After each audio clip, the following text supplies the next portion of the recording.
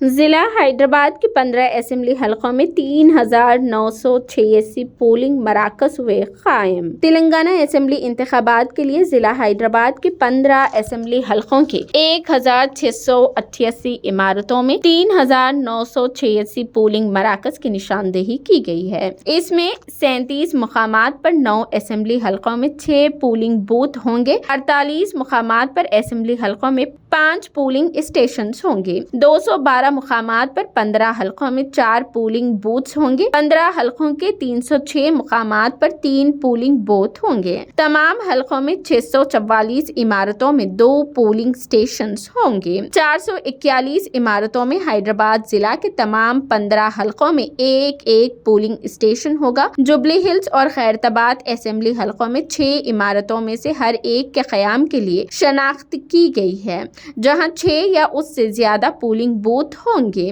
اس طرح مشیر آباد میں 5 عمارتوں اور ملک پیٹ و یاقوت پورہ میں 6 سے زیادہ پولنگ بوتھ کے لیے 4 عمارتوں کی نشاندہی کی گئی ہے۔ اس طرح مشیر آباد میں تقریباً 9 عمارتوں میں سے ہر ایک میں 5 پولنگ بوتھ، اسمبلی حلقہ جات سکندرآباد اور کاروان میں 6 عمارتیں اور 5 بوتھ کے قیام کی نشاندہی کی گئی ہے۔ مشیر آباد 8، ملک پیٹ میں 16، امبر پیٹ 13، خیرتآباد میں 7، جوبلی ہلز میں 14، صنعت نگر میں 22، نامپلی میں 18، کاروان میں 18 شامل ہیں۔ گوشہ محل 17، چار مینار 9، چندرائن گٹا 29، یاقوت پورہ میں 19، بہادر پورہ میں 14، سکندرآباد کنٹونمنٹ میں 8۔ انتخابی تیاریوں میں مصروف GHMC کے عہدیداروں نے بتایا کہ پولنگ اسٹیشنز کی تعداد میں مزید اضافہ ہونے کی گنجائش ہے۔ اگر ایک پولنگ بوتھ میں 1000 سے زیادہ ووٹ رہنے کی صورت میں مزید معاون پولنگ اسٹیشنز قائم کیے جائیں گے۔ انتخابی فہرستوں،